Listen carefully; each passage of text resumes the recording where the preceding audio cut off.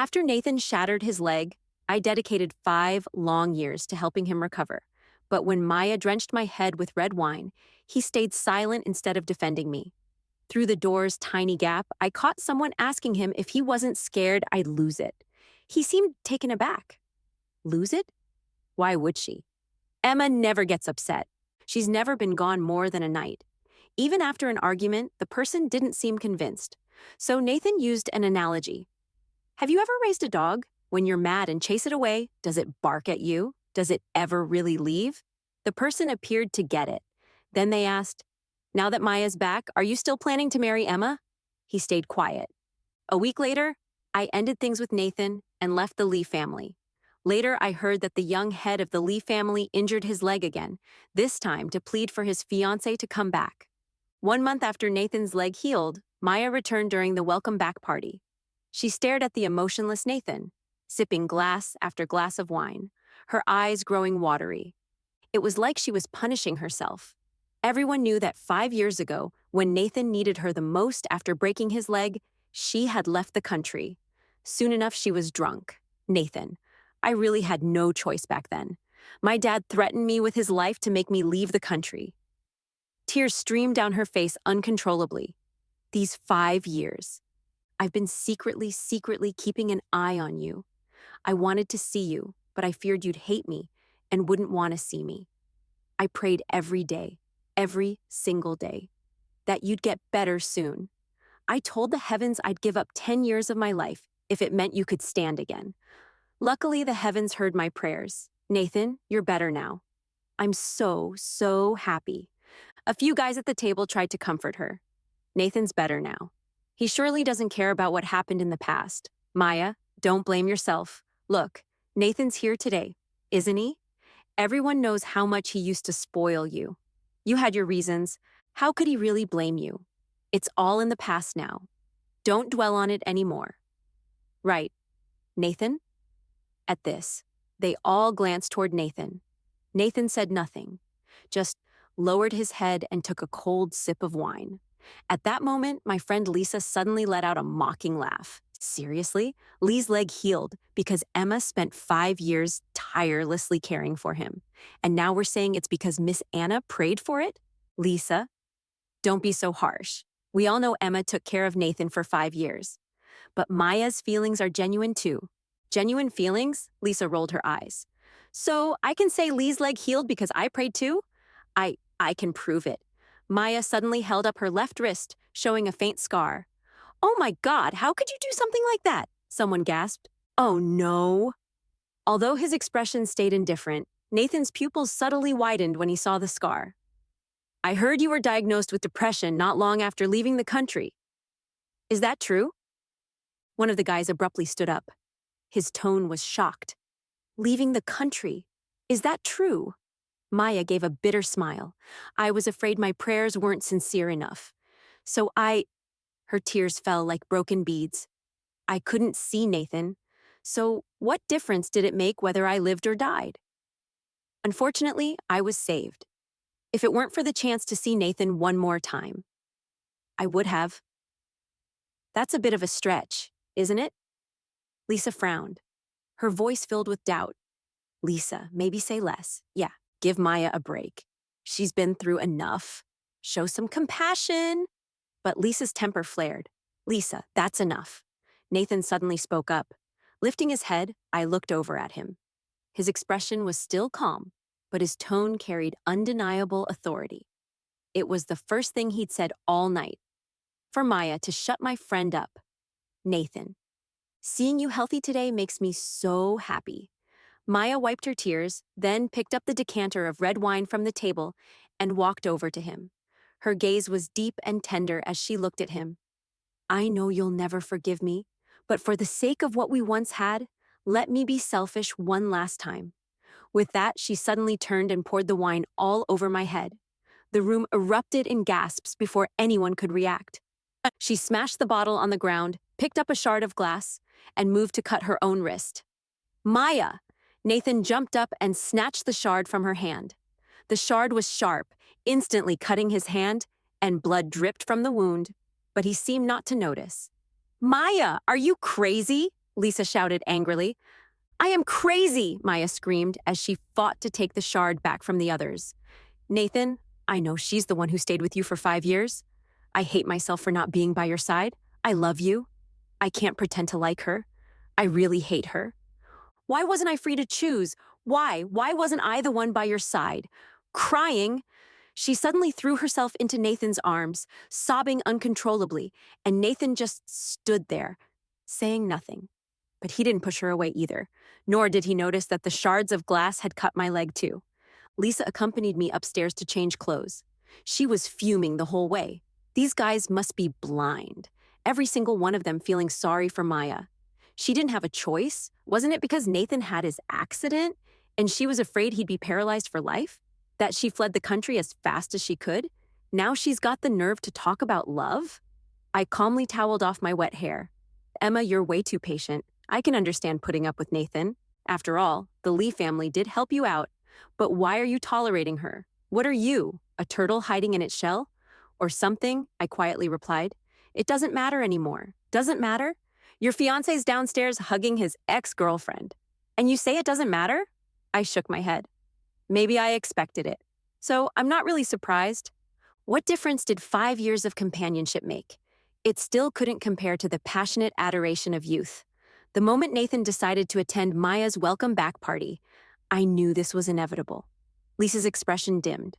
They're walking all over you because they know you won't fight back. I smiled.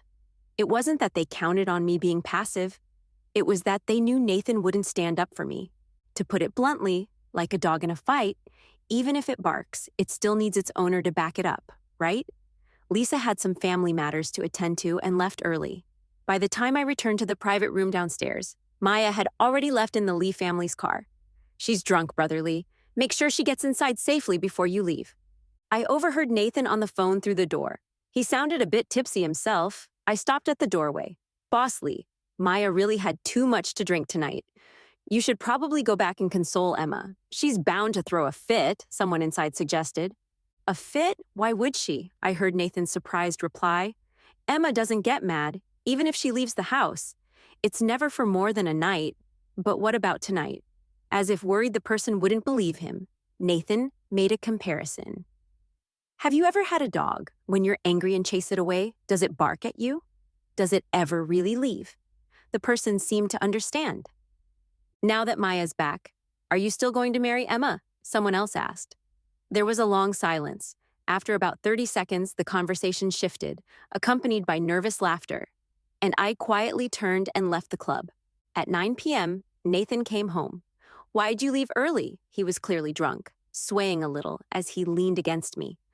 Why haven't you treated your hand? I glanced at his hand where the blood had already scabbed over. I was waiting for you to do it. You left without taking care of me, he muttered as he wrapped an arm around me. Sit down. I'll treat it for you, I said softly, pushing his hand away. He nodded and stumbled to the sofa. I fetched the first aid kit and sat next to him. When Nathan broke his leg years ago, he'd often harm himself because everyone else was driven away by his harsh words. It always fell to me to treat his wounds, no matter what he said to me. I never left. Even though I wasn't trained in nursing, I'd gotten quite good at it over time. It's not deep, and the wound's already healing. Just disinfect it. He rested his head on my shoulder. Your hair smells so nice. Did you shower? My hand froze as I applied the antiseptic. Yeah, what happened to your leg? His gaze fell on my ankle, an hour and a half after I'd been cut by the glass. My fiancé finally noticed. Well, the iodine was yellow, and with my pale skin under the bright chandelier. It was pretty obvious. I didn't answer, just packed up the first aid kit and prepared to stand. But before I could, he pulled me into his arms with one strong motion. Nathan, don't move. He lifted my injured leg and inspected it closely. Then, without warning, he lowered his head and kissed the cut. The tingling sensation sent a shiver through me, and I quickly pulled my leg back. He looked up at me with hazy eyes. What's the matter? He teased. I'm taking care of you. Not satisfied? Gonna push your luck? You wiped off all the iodine, I said, pulling out a couple of wet wipes. I discreetly wiped the spot he'd kissed. Good thing it disinfected me too, he said with a smirk, leaning closer. He must have been in a great mood tonight because he'd seen Maya. Emma.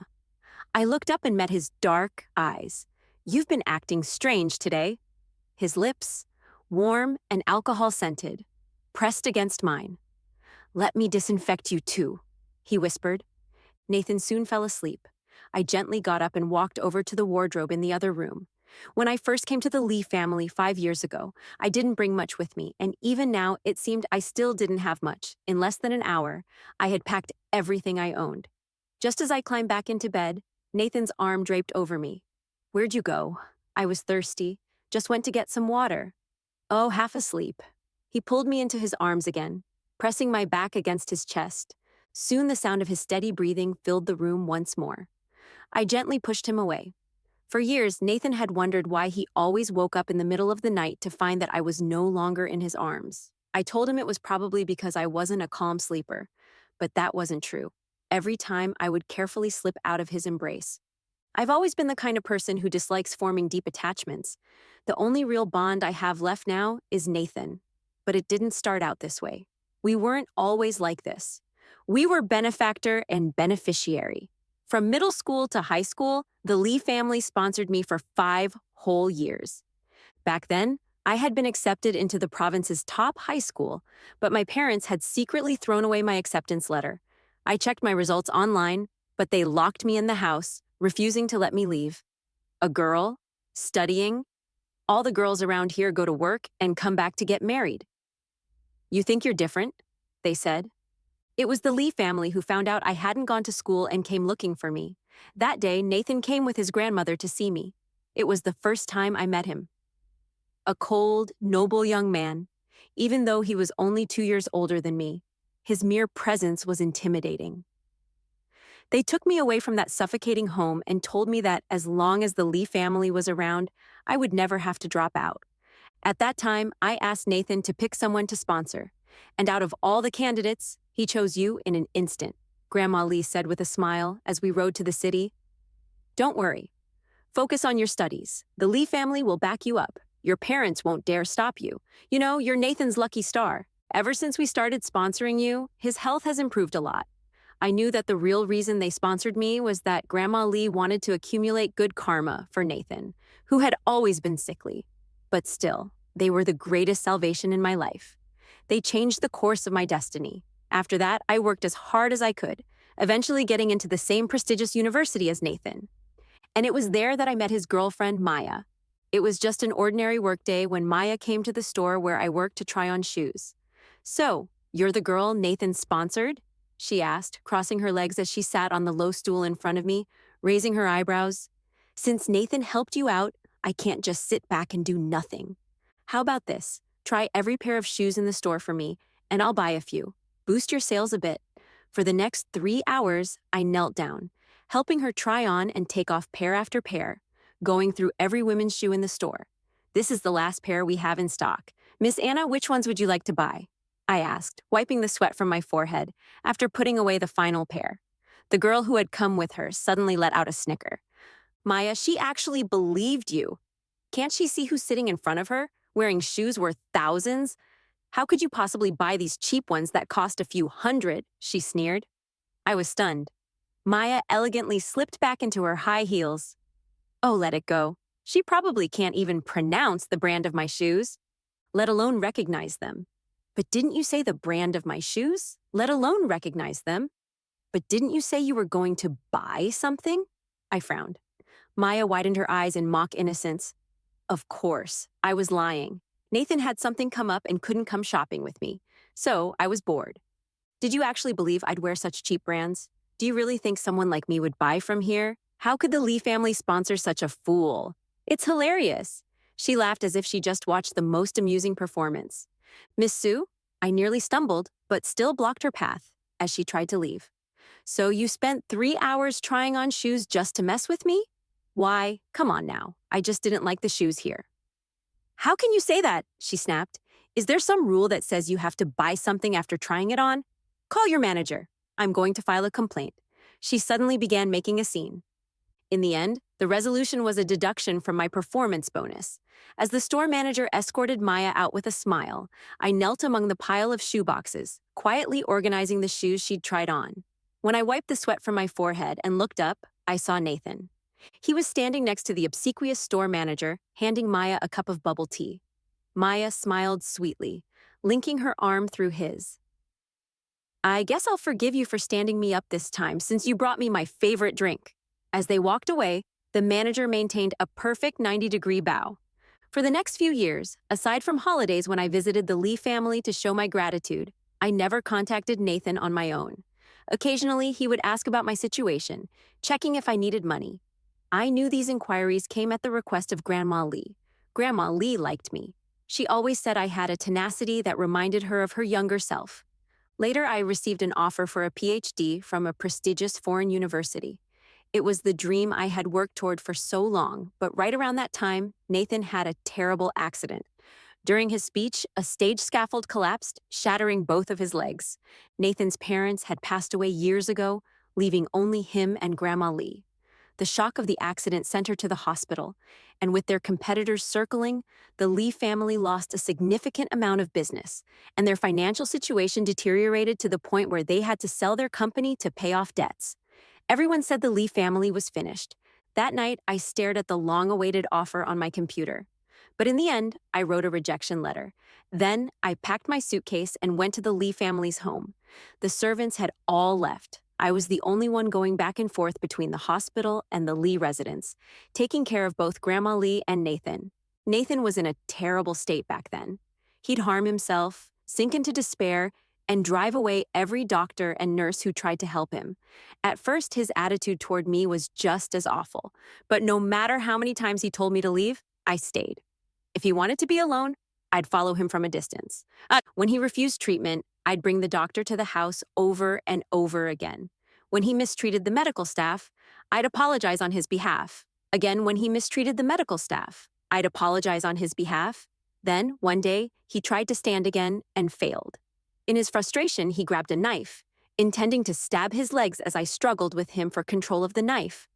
My arm was deeply cut. Seeing the blood pouring from my arm, Nathan froze for the first time, panicking as he tried to rush me to the hospital. I shook off his hand. Life doesn't only have one path. Nathan, even if I lost the use of my arm today, I wouldn't lose hope the way you have. He stared at me, then suddenly broke down in tears.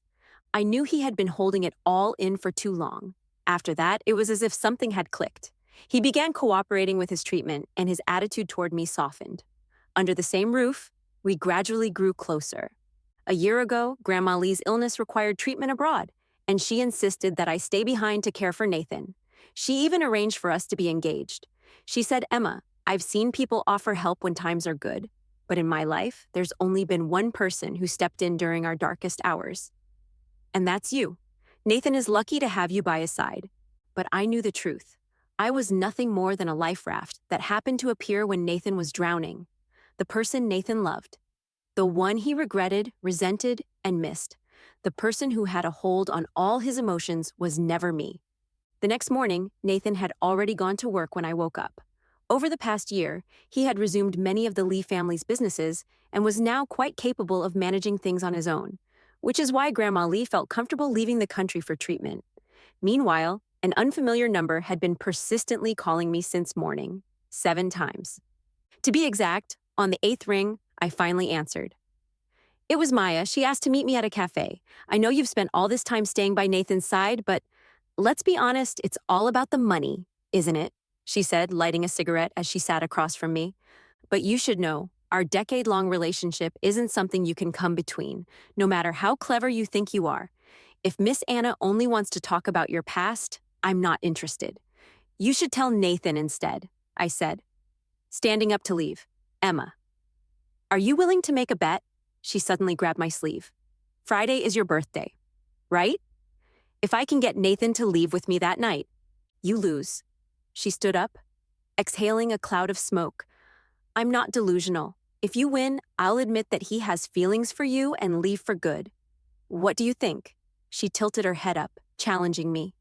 Do you dare? I gently brushed her hand off my sleeve. Miss Sue, I have no need to bet. Last year, before Nathan's leg healed, we were already engaged. I'm his fiance, not you. Oh, everyone knows the Lee family only arranged that to thank you for taking care of him. If he didn't still have feelings for me, why did he come to my welcome back party? Why didn't he stand up for you when I poured wine on your head? She suddenly shouted, You're nothing more than Nathan's free nurse. Do you really think he's gonna fall for you now that his legs are better? Do you honestly believe he loves you? Don't be stupid. You and I are not from the same world. If you don't step down now, don't blame me when you end up with nothing. I stopped in my tracks. She quickly approached, her face filled with triumph, thinking she had found my weak spot. If you lose, I'll give you a sum of money as compensation, okay? I know you're not dumb, since it's about the money. Why cling to a man who doesn't love you? I turned and interrupted her. So, if I lose, how much will you pay? Friday evening was my birthday. When Nathan came home, I had already prepared dinner and was sitting at the table, watching a TV show while waiting for him. This is quite a feast, all my favorites, he remarked as he approached. I stood up to help him with his tie, and he pulled me into his arms. Sometimes I feel like we're an old married couple. He suddenly mused. Old married couple. Did that mean family, friends, or just acquaintances? Old married couples aren't this polite, I replied with a smile. On the screen, the TV show was at a scene where the protagonist was imprisoned, awaiting execution. Brother, eat something nice before your journey, the jailer said as he opened the food box. What are you watching? Just a show, I said, turning it off. Do you know why tonight's dinner is so special? Weekend treat? He guessed when I didn't respond. He laughed. Don't tell me you're planning to send me off. Are you plotting to murder your husband? I shook my head. No, it's just a weekend treat. Thinking back, for the past 4 years, it had always been Grandma Lee who arranged my birthday celebrations. Each time she would say, Nathan's been thinking about your birthday. He planned all this, but the truth was often harsher than we'd like to admit. Nathan had probably never remembered my birthday. Next time, don't make so much. We can't finish it. He said, Okay, no next time, I responded, though I knew there probably wouldn't be a next time. It struck me as funny. Maya, my supposed rival, remembered my birthday, while Nathan didn't. Maybe that was why Maya had the confidence to pour red wine over my head. She had long realized Nathan didn't love me. She knew she could still act spoiled and entitled. At 9 p.m., Nathan's phone rang on cue. On the other end, I heard Maya's terrified voice, sobbing. Nathan? Nathan, come quick. I'm stuck on North Road. There are several men here surrounding me. I'm so scared. I'm hiding in a nearby alley. I don't dare move. Nathan, they're drunk. And they said they're going to. I hadn't expected Maya to use such a cliché trick. After all, this scenario plays out in countless TV shows and novels. But Nathan's expression changed dramatically. When his eyes met mine, I could still see the panic on his face. He truly believed her. He was genuinely scared. Art, after all, does imitate life. Who is it? I walked over to him. You don't look well. He suddenly interrupted. Are you feeling unwell? His attempt to change the topic was so abrupt that it almost made me laugh. But at that moment, I decided to play along. Since Maya was acting and Nathan was acting, why shouldn't I join in too? What harm could it do? So I nodded. I've had a stomachache all day. He froze. Why didn't you tell me sooner? At his insistence, I lay down on the bed while he went to get some medicine. His phone rang again. I reached out, hesitating for a moment, then pressed the speaker button. Nathan, when are you coming? I'm really scared. Nathan, I looked up and met Nathan's eyes as he returned with the medicine. Our gazes collided unexpectedly in the shadowed light. I couldn't make out his expression. He walked over and hung up the phone. Are you going to go? I asked softly. He hesitated, and I found that this was better than I had anticipated. I thought he'd rush out the moment he heard Maya's voice, without a second thought. As it turns out, if you don't have any hope, you won't be disappointed. Are you okay? Does your stomach still hurt? He asked, avoiding my question. Following the script, you won't be disappointed. Are you okay? Does your stomach still hurt? He asked, avoiding my question. Following the script, I should have said yes. I should have cried and begged him to stay, to tell him I needed him just as much, and not to leave. But suddenly, I didn't feel like acting anymore. I'm fine. Actually, I said, sitting up, Today is my birthday. Maya made a bet with me that if she could get you to leave tonight, she'd win. If she wins, she'll give me some money. But I have to leave the Lee family and you. If I win, she'll leave you alone for good and never bother you again. He froze. The air fell silent for about a minute. Emma, you're not good at lying. He shook his head.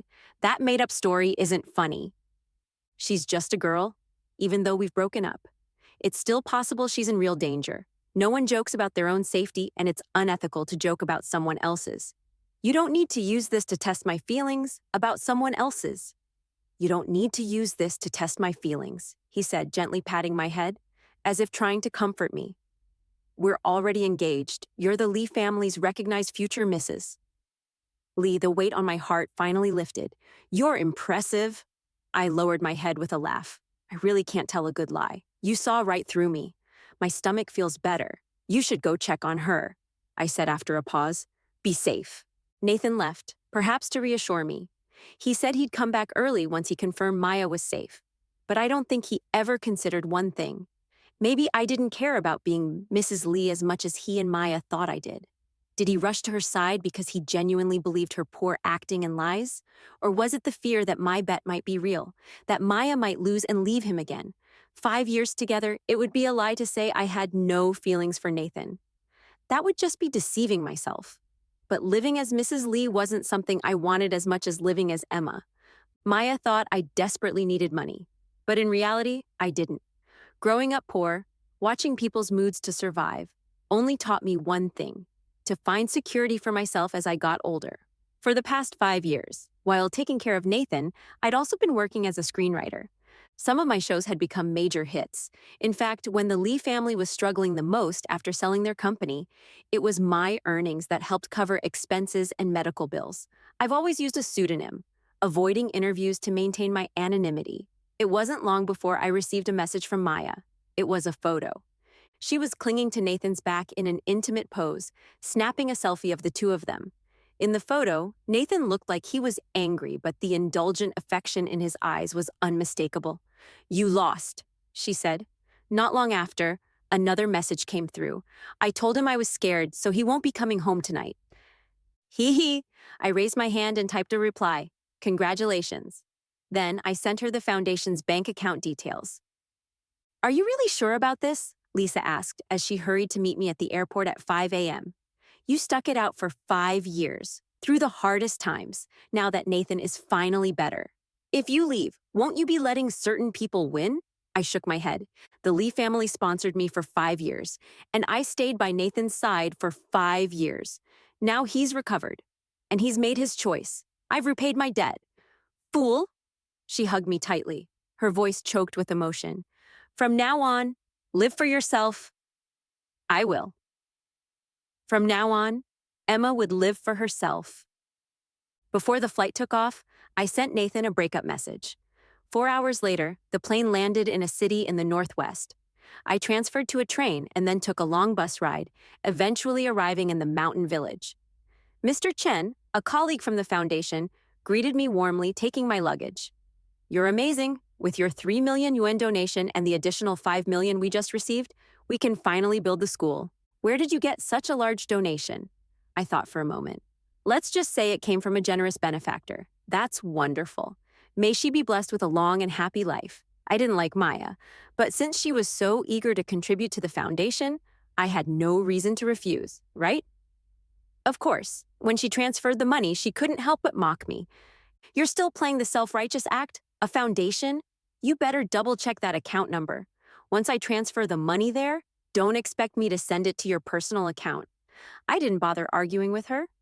We can always cancel the bet if you want, but within seconds, the donation was processed. It seemed she was afraid I'd change my mind. The next evening, I finally received a reply from Nathan about our breakup. It was just one sentence. What's for dinner tonight? I stared at the message, finding it strangely amusing. Over the past 5 years, we had occasionally argued. Whenever I stormed out, I never lasted more than a day before coming back. Worried about him, what he didn't know was that during those moments when I pretended to run away, I never even left the neighborhood. He didn't need to look far to find me and bring me back. But he never came looking, not once, not even with a simple, "What's for dinner tonight?" This time, I didn't respond. 2 hours later, he called. Where are you? He must have come home and found no dinner waiting. Nathan, we've broken up. Emma, can you stop acting like a child? He sounded frustrated. I didn't sleep well last night, and today the company was a mess. Can you just stop with this breakup nonsense? Is it fun for you? My head is killing me, and I really don't have the energy to soothe you. Sensing his harsh tone, he softened his voice. Let's not fight, okay? There's nothing between me and Maya. You're the one who's going to be Mrs. Lee, what are you so worried about? Nathan, do you know something? I said quietly. I never wanted to be Mrs. Lee. I've always known I wasn't the best fit for that role. And I understand that you can't let go of the past. That's why, from the very beginning, I told myself to keep my expectations low. I stayed with the Lee family out of gratitude, not because I wanted anything in return. You never remembered my birthday. You sought out other women. You didn't believe what I said. I might feel a little regret, but I'm not heartbroken. I stayed with the Lee family willingly. I didn't stay to demand anything in return. Nor do I expect to remain Mrs. Lee just because of the last 5 years. I've thought this through carefully before leaving. What are you even saying? What do you mean by demanding something in return? What I'm saying is, I smiled slightly. Nathan, from now on, you and I are both free. After hanging up, I blocked Nathan's number. Not out of any deep resentment, I just didn't see the point in wasting more time on this breakup. In the following days, we began preparing for the girls' school to be built. Life in the mountains was tough. There was little water and electricity, but I had grown up with such hardships. This region had many girls who, for various reasons, couldn't continue their education. I had once been helped by others, and now I wanted to give back by helping these girls. I heard you got a full scholarship to a top university back then. Why didn't you go? Angelo, a part-time worker at the foundation and a fellow student from the same university, asked one day as we ate lunch together. There were some things I felt I had to do at the time, but I've recently reapplied. Over the years, I never lost touch with the latest developments in my field of study, and I had just started preparing my application materials again. Really? Angelo looked thrilled. I also got an offer from there. Once the school is built, we can meet again overseas. Emma, someone's here to see you at the door. Another colleague came to inform me. He's a really handsome guy. I walked out, only to find Nathan standing there. Nathan had come alone. His custom-tailored shirt was covered in a fine layer of dust, likely from the tractor that had kicked it up along the road, making him look a bit disheveled and almost pitiable for some reason. It was a little funny. When he saw me, he frowned. Do you know how long I've been looking for you? I can imagine, I said as I sat down beside him. Transportation here isn't easy. Want some water? Emma. He suddenly grabbed my arm. What's wrong with you? How can you be so calm when you see me? And you're offering me water? Do you think I came all this way just to drink water? Do you even realize you blocked me? Do you know you've been gone for a month? Do you remember what you said to me over the phone? Do you still remember that I'm your fiancé? I do. I nodded. I blocked you because I thought everything had already been said. I haven't returned in a month because we've broken up. I remember everything I said on the phone. And as for that last part, since we've broken up, the engagement is naturally off. I offered you water because your lips look dry. The wind here is strong, and the air is dry. But if you don't want water, that's fine too. He stared at me, dumbfounded. You've really grown a backbone, he said through gritted teeth. Fine. Let's say you really want to break up. At least give me a reason. Is it because I forgot your birthday? Because I went to help Maya that night? Is it really just because of that? It is. But it's not just that. I replied calmly. Those are just symptoms. Forgetting a birthday can be corrected. And unresolved feelings with an ex can be dealt with. They're not unfixable. Then what is it? He demanded. Nathan, do you remember what you said at Maya's welcome back party? That I was like a dog that couldn't be driven away? His expression changed instantly. I was drunk that night. You weren't wrong. Though, after thinking it over, I realized I didn't really expect forever with you, I said softly. He stood there, frozen. I've always felt that these past 5 years for me were more about repaying a debt. We got engaged, but I never really felt loved. I've wondered, what is love? What is it to truly love someone? I'm not sure, but I do know that it shouldn't feel like this. From the very beginning, our relationship was unequal because of the debt I felt I owed. I couldn't expect you to spoil me, indulge me, or even comfort me when I was upset. But deep down, I longed for a relationship like that. If that's what you wanted, why didn't you just tell me? How was I supposed to know if you never said anything? He looked genuinely confused. I lowered my head and smiled bitterly. That would have been too much to ask for. Besides, I'm not the type to beg for love. I kept waiting, thinking that maybe just once, you'd be the one to lower your pride, to come and comfort me. But you never did, so I let it go. Maybe I just didn't love you as much as I thought I did. What are you saying? He looked at me stunned. You don't love me? I was silent for a moment, then nodded. That's right. I think I was just repaying a debt. Just repaying a debt? Nathan's face turned deathly pale. Huh, repaying a debt. He suddenly slammed his hand on the table. Hard, every night. We were practically inseparable. And you call that repaying a debt? Does that mean whoever helps you, you'll repay them like that? Is that it? Emma, you'll cook, clean, and sleep with anyone to repay your debt. Is that it? Who the hell are you trying to fool? You're being a bit disrespectful. I replied softly. It was as though his anger had hit a wall of cotton. My calm response only fueled his rage. Fine, repaying a debt. Huh? Repaying a debt? He laughed angrily. Well, you've repaid it, so from now on, don't even think about stepping foot into the Lee household again. With that, he stormed out, slamming the door behind him. It wasn't exactly a pleasant conversation, at least Nathan wasn't pleased. But in one thing, he was right. I sighed. How could it only be about repaying a debt? How could I not have feelings for someone who had once dazzled me and saved me in my darkest hour? I did love him. I had. But now, it was just that, something I had once felt. Clinging to a love that no longer exists. What's the point? Not long after, Lisa told me that Nathan, after leaving my place, started publicly appearing with Maya again. Maya proudly posted photos on social media, and even some of Nathan's friends liked the posts. I thought it was good that everyone was moving on. I told Lisa I no longer cared about their updates. 2 months passed in a blur. Mr. Chen, I brought some special meat pies from town. They're still warm. Angelo came running excitedly after returning from the town. Angelo, did you only bring pies for Emma? What about the rest of us? Another female colleague teased him. The young man blushed instantly. I'll bring some for everyone next time. We don't want to be third wheels. The others laughed and ran off, giggling. Angelo scratched his head and sat next to me. Mr. Chen, you know I just got out of a breakup, right? I said softly, holding the warm pie. I know you need time to heal, but I just want to be good to you. You don't have to feel pressured to respond. He looked at me with poppy eyes, almost pitifully. Surely you won't turn down your little poppy, will you? Please don't reject me. I sighed. He was so persistent. Looking up, I saw his mischievous grin, and I couldn't help but smile. Okay, but no backing out now that you've agreed, he said with a laugh, unlocking his phone, then suddenly freezing. Mr. Chen. He hesitated, holding out his phone to me. Is this man your ex? He hesitated, holding out his phone to me. Is this man your ex? On the live broadcast, Nathan was hosting Lee Corporation's product launch event. A reporter stood up and asked, Mr. Lee, it's rumored that you've recently changed your fiancé. Is there a marriage alliance in the works between the Lee and Sue families? If so, what are the plans for both companies post-alliance? Nathan's face instantly darkened. Who said I've changed my fiancé? Miss Sue and I have known each other since childhood. She recently returned to the country, and our families have been business partners for years. I'm simply helping her get acquainted with the domestic market. Nothing more.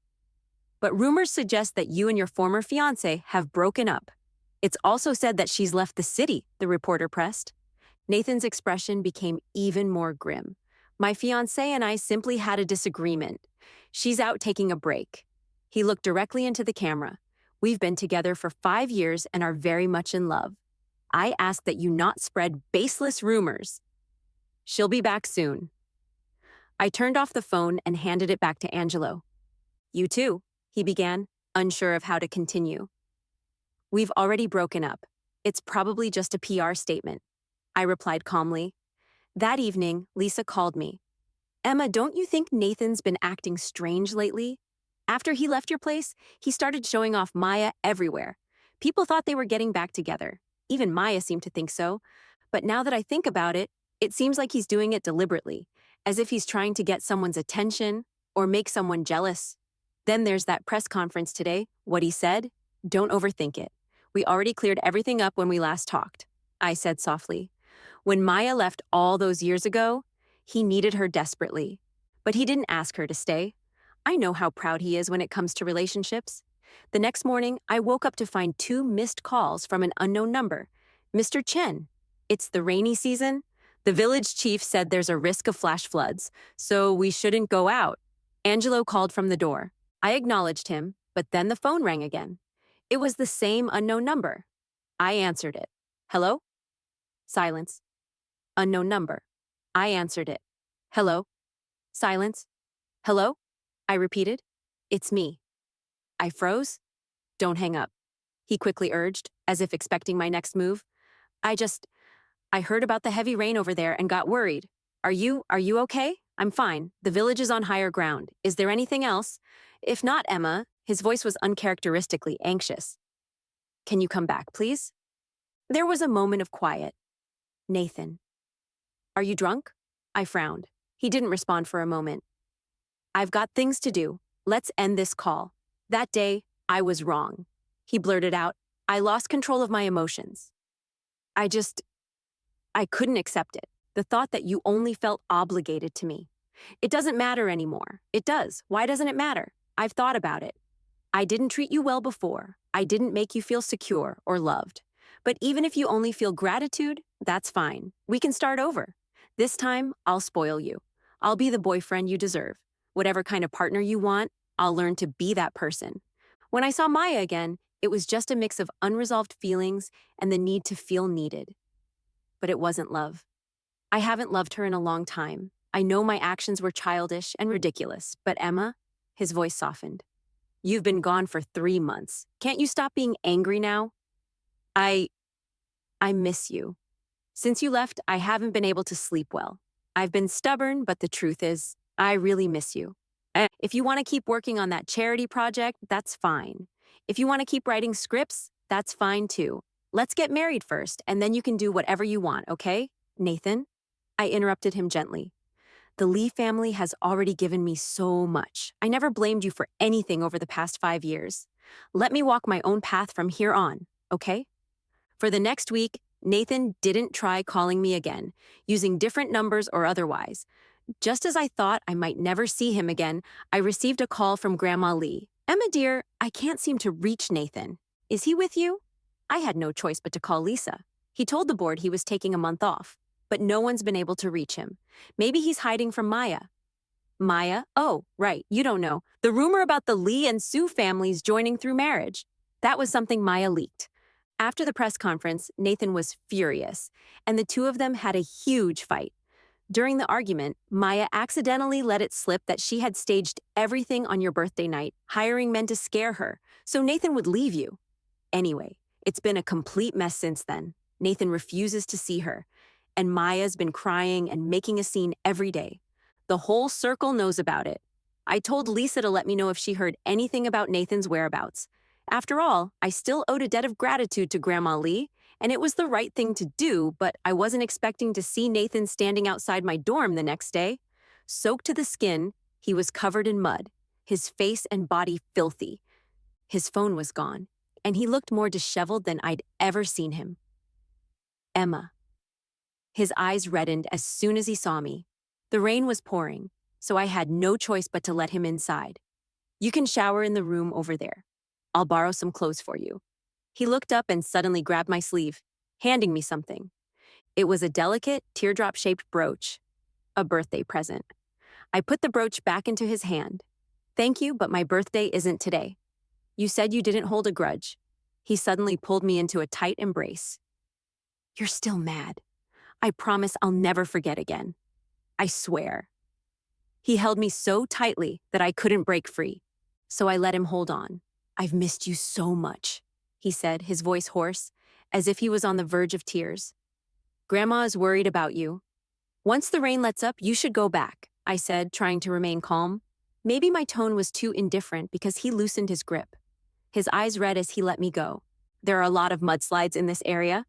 If you send me out now, I might die. Can you let me stay for a while, please? In the days that followed, Nathan seemed like a completely different person, the once untouchable young master, who never lifted a finger for chores, now busied himself cooking, washing clothes, and tending to the house in the countryside. I could see the guilt and desire for redemption in every action he took. On the day the rain finally stopped, Nathan either caught a cold or was simply exhausted because he developed a fever. I didn't have any fever medicine, so I went to Angelo for help. When Angelo and I entered the house together, Nathan's expectant expression froze, replaced by a look of shock. "Who are you?" he asked, his voice filled with hostility and suspicion. Angelo didn't pay him any attention. "Mr. Chen, tomorrow I'll go get you that limited edition beef pie," Angelo said, resting his chin in his hands, his eyes twinkling as he looked at me. "If you can't get it, that's fine," I laughed. "How can it be fine? It's limited edition. Once it's gone, it's gone. If you don't cherish it, don't blame someone else for snatching it away." He glanced at Nathan as he said this. Nathan's face turned ghostly pale, and the veins on his clenched fists bulged. "Mr. Chen, the village head just brought us a big white goose. How would you like it cooked? I'll make it for you. You can cook goose?" "Of course, a good man should be able to handle the kitchen and the living room. How about stewed? No problem." "Ah," he leaned in closer. "There's a little leaf stuck in your hair." "Where?" "Here, let me get it for you." Just then, Nathan suddenly started coughing violently, his face going from pale to bright red. At that moment, another colleague from the foundation knocked on the door. "Emma, there's an issue with the accounting that we can't figure out. Can you come help?" Angelo smiled. "Mr. Chen, go ahead. I'll pour Lee here a cup of water." But barely half an hour later, someone rushed to find me. "Emma, something's wrong. Angelo and that young master Lee are fighting." When I hurried back to my place, I found Angelo sitting pitifully on the floor. Nathan's face was bruised and swollen, showing he hadn't gotten off easy either. As soon as Angelo saw me, his eyes welled up with tears. "Mr. Chen, my leg hurts," Angelo whimpered. "Do you think it's broken?" "It's fine. I'll take you to the town hospital to get it checked," I said as I helped him up. "You believe him?" Nathan asked, his voice filled with disbelief. "Emma. He's the one who provoked me first." "Nathan?" I shouted. "This is not a place for you to throw your tantrums like some spoiled young master, and it's certainly not a place where you can bully others." He stared at me, stunned. "You don't believe me?" I ignored him, helping Angelo walk past him. "You like him?" Nathan yelled, pulling me back with all his strength. "What does he have that I don't, Emma? I told you I'll change. I will change. I've already called Grandma Lee. Now that the rain has stopped, someone from the Lee family will come to pick you up." His voice turned desperate. "Emma." But I didn't respond, and I didn't care about his injuries either. I just walked away with Angelo, not looking back. After walking about a kilometer, I stopped. Angelo was still groaning. "Ouch, ouch." "Okay, you've got decent acting skills, but are you really getting into it?" I said, exasperated. He scratched his head and grinned sheepishly. "Hey, this is a work injury." "Mr. Chen." "A work injury." Then he leaned in closer. "Mr. Chen, if you need me to act again, just let me know." Nathan left. He had no choice. The company needed him. As the head of the corporation, he couldn't abandon his responsibilities for the sake of his fiancée. This time, after everything that happened, even Grandma Lee found out about our breakup. She stayed silent for a moment over the phone before sighing. "It's a shame Nathan couldn't hold on to you. I wonder which lucky rascal will have the fortune to be with you in the future." After that, I went back to my quiet life. After months of hard work, the school had finally gotten on track, and we had managed to hire long-term teachers who could stabilize the curriculum. One day I received an unexpected call from Grandma Lee again. "Emma, could you come back to see Nathan?" Nathan had broken his leg again. I know it's not right to ask this after you two have broken up, but Nathan hasn't eaten or drunk anything for days. He says he just wants to see you. You were the one who helped him recover last time. Please, Emma, could you help me again? Just to see him one more time. I'm begging you. There was no way I could refuse Grandma Lee. I had no choice but to fly back. When I entered the room, Nathan was lying in bed. "You finally decided to come back?" His eyes were red, and his voice was hoarse. I paused. Why are you doing this? You worked so hard to get better. I thought about it for months, and this was the only way I could think of, he said with a bitter smile. But you saw right through it instantly. He sat up and grabbed my hand. Emma, you came back, which means you still care about me, doesn't it? I know this was a pathetic stunt, but I couldn't think of any other way to get you back. This time, just pity me. Give me one more chance, please. I promise. This time, I'll make sure you feel loved. I shook my head. Nathan, I'm going abroad to pursue my PhD. He froze. The dream I didn't fulfill 5 years ago, I want to finish it. The only reason I could even study was because of you and Grandma Lee. This time, I hope to have your support, okay? That's fine, he said hurriedly. I'll wait for you, no matter how many years it takes. You can do whatever you want, just don't ignore me. Don't leave me. Anything else is fine. I swear. The future is filled with too many uncertainties. I shook my head.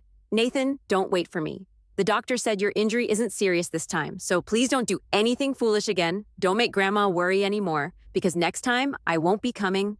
I stood up. I'm leaving tomorrow. Take care. Emma, he called out as I turned to leave.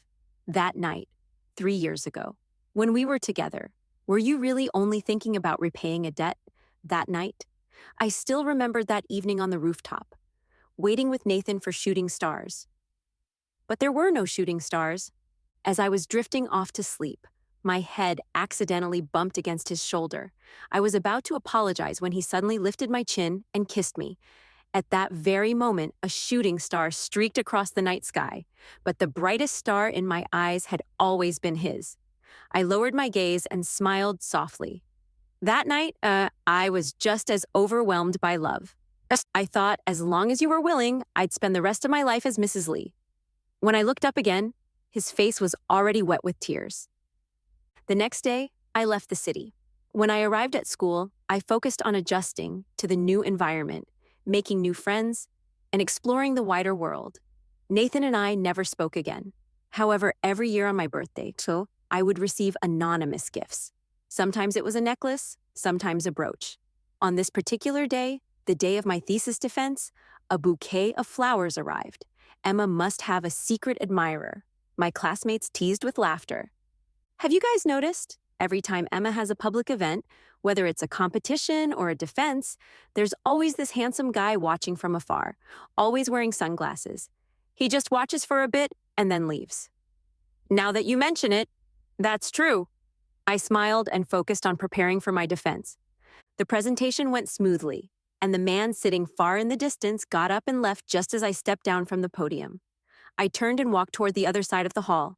On the other side, Angelo and a few other classmates were waiting for me. Mr. Chen, we found a famous restaurant. How about we go there tonight to celebrate? I smiled. Sounds great.